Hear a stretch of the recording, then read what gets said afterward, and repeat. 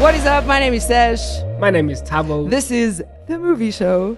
And today we thought we would give a little bit of a behind-the-scenes look. First live stage production, theatrical skit, since the year 2022.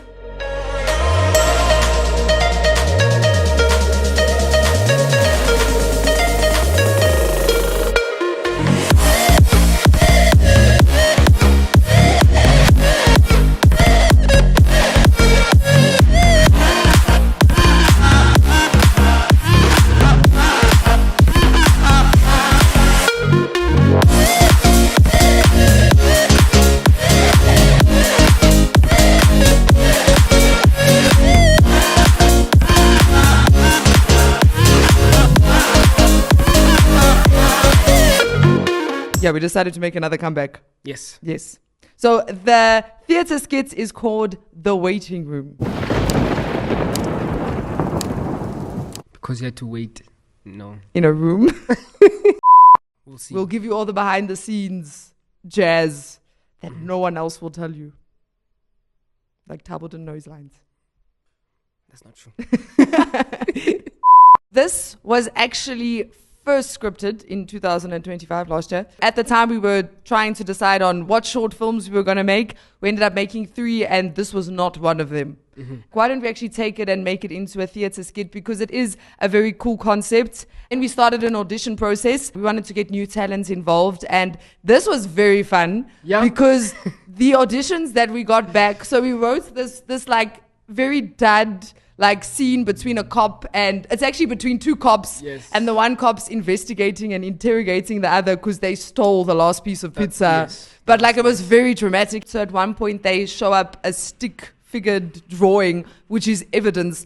But like it was so cool because what the actors actually did was they took so much initiative. Yeah. And like we were just expecting them to, like do it without props. Like obviously it's written in the script just so that they can act it out.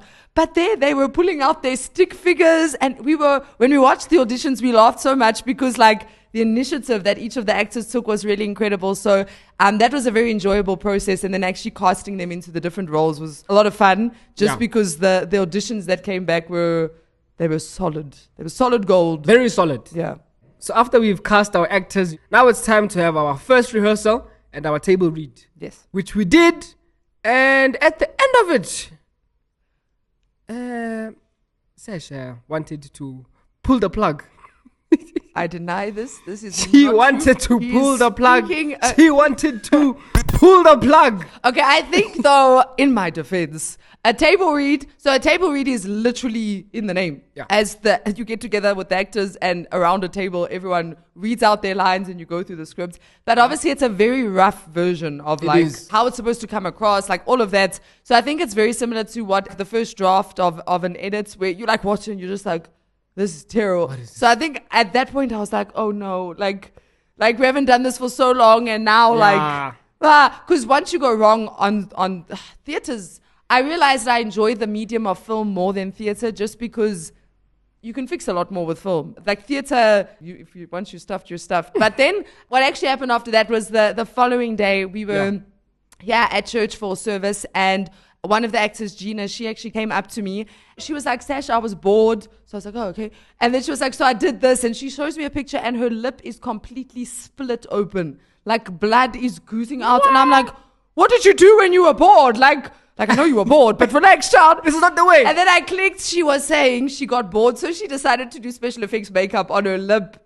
But then she still showed me, she video called her mom and didn't tell her, obviously. And her mom was like, I was like, oh my. But when I saw that, I was like, okay, this is going to work because these characters die and then they are sent to a waiting room in eternity. What we wanted to do was how they died is exactly how they enter eternity. Yes. So even in costume, how they did that. So the fact that like she went to the length to like, I was like, okay, I think we're actually going to be fine with this. Might be fine with this. The message behind the waiting room, it's based on Ezekiel 37, which is when the prophet Ezekiel sees a valley full of dry bones. And then he has a conversation with God, and God says to him, do you believe that these bones could live again? The concept of the waiting room is what happened to those bones when they were bones, if that makes sense. You know, some people have dreams that have died, or there's relationships in people's lives that have died, or, you know, they've gotten distracted, or they're chasing after something